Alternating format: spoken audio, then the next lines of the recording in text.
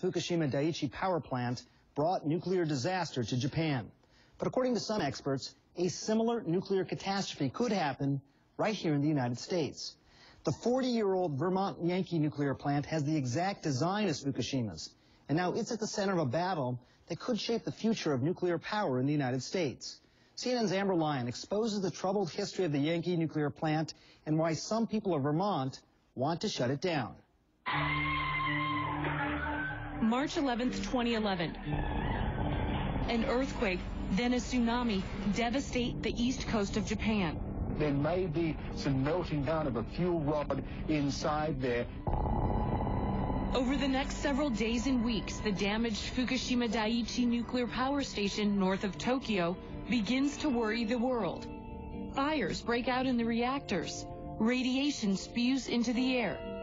It's the worst nuclear accident since Chernobyl, leaving many wondering, could this happen here?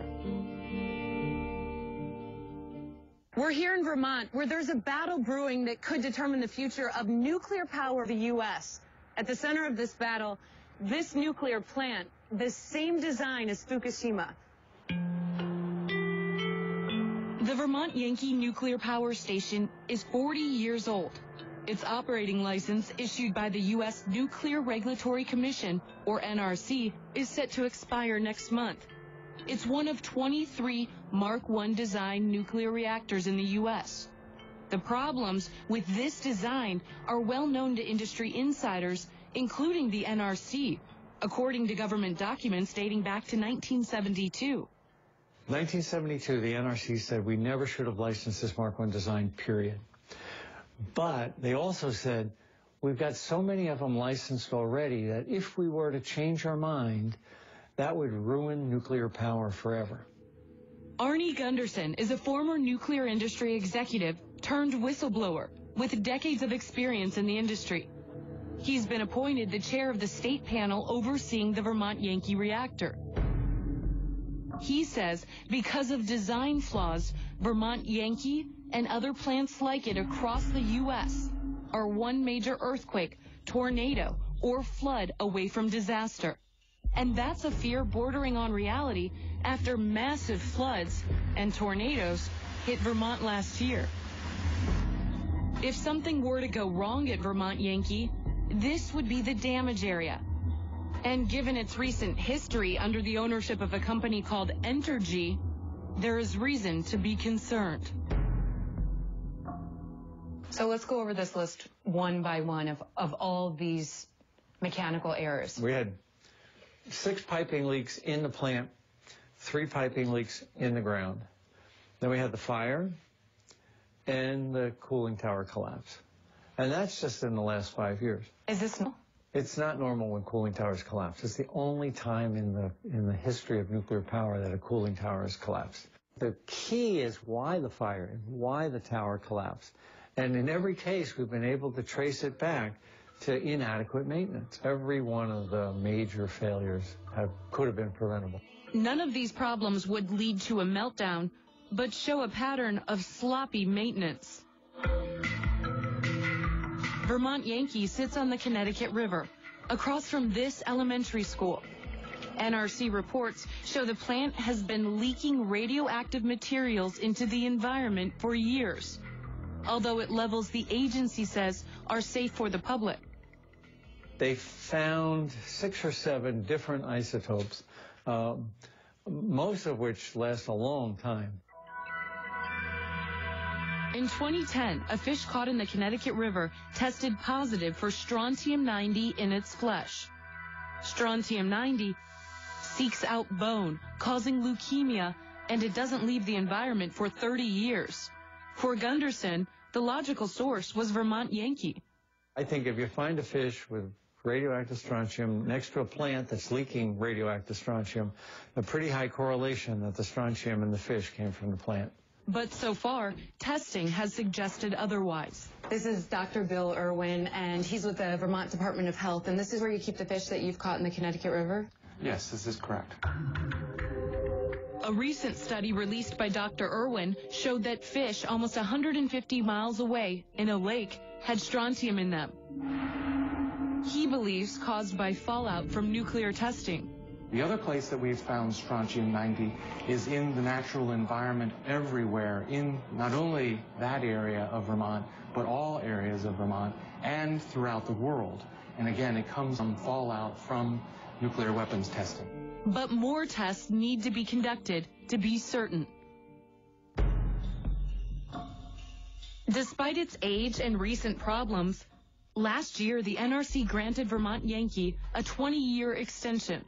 So instead of closing in March 2012, it could now be open until March 2032. Where I have had problems is that the NRC has, in some cases, become a cheerleader for the nuclear industry. Clearly, the NRC has got to be vigilant and rigorous. Vermont Senator Bernie Sanders sits on the Senate committee that oversees the NRC. He's worried as an older generation of America's reactors comes up for renewal. They have always extended when companies have come in and said we would like an extension. I believe in over 60 instances they have granted everyone. And that's a problem. That's a problem. We wanted to talk to the NRC. Over a 6-week period, we repeatedly requested an interview at any time or day of their choice, but we were told they were overbooked. So we decided to show up anyway and see if we could get some answers. A spokesman came outside soon after we arrived. We received the agency's response via our Director of Public Affairs, Elliot Brenner, and that's the answer for the agency. Yeah, so no one's going to talk to us? No. I actually have the exact quote here on your site. It says that the NRC is devoted to open government, open, accountable, accessible. Yes, all of our information is available on our website. But if you guys are accessible to the public, how come you can't sit down with us for a 5-minute interview just to explain your side of the story? Because the subject that we want to discuss is something that's currently a matter of litigation that the agency cannot discuss. But we don't want to just discuss the Entergy plant, sir. We want to discuss overall how the NRC is regulating nuclear power in the United States. One reason the NRC wouldn't talk to us is that the Vermont Yankee plant is at the center of a pitched legal battle over who decides the reactor's fate. And the stakes are enormous. This case coming out of the little state of Vermont has potentially very real national consequences. Coming up, will the people of Vermont have a say in their own nuclear future?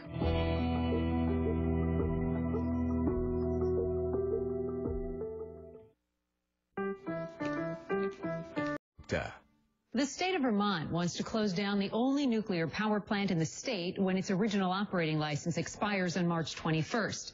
The federal government says it can stay open an additional 20 years. And Amber Lyon takes us inside this battle over a nuclear plant that could determine the future of aging plants all over this country. The Vermont Yankee nuclear plant is a test case for the fate of aging reactors all over the country.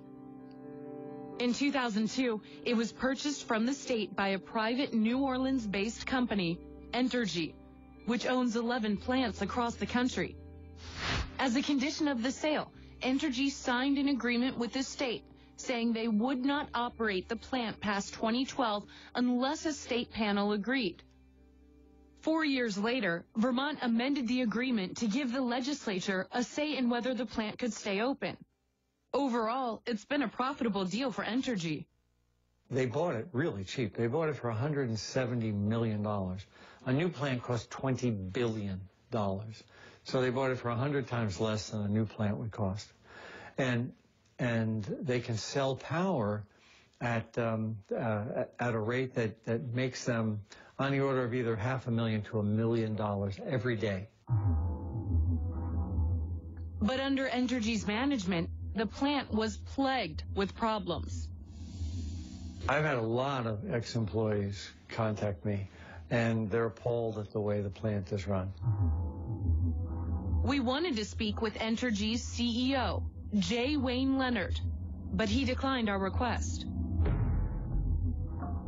The company's credibility in Vermont took a hit in January 2010 when radioactive water was discovered in monitoring wells.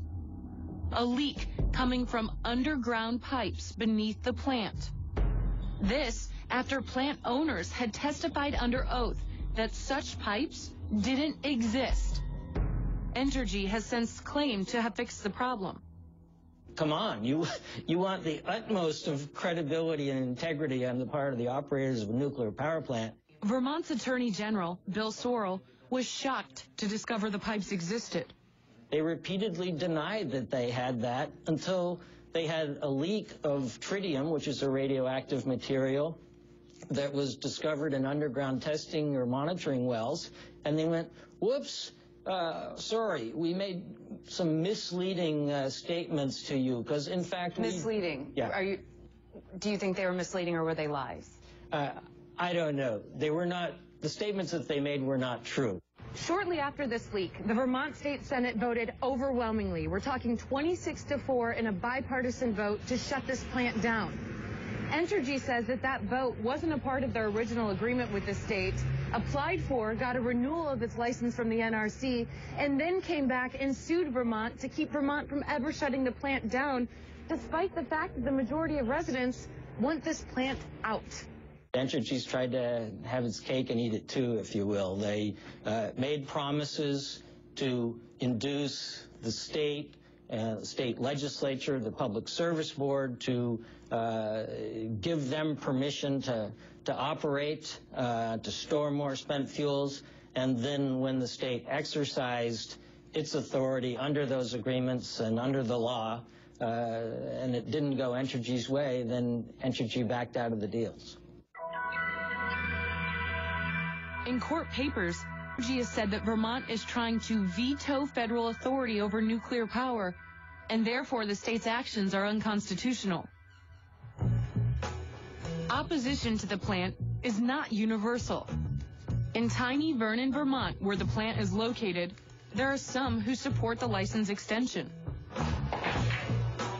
We're here in the center of Vernon at Nesbitt's Portside Tavern, which also happens to be the home of the tritium leak shot.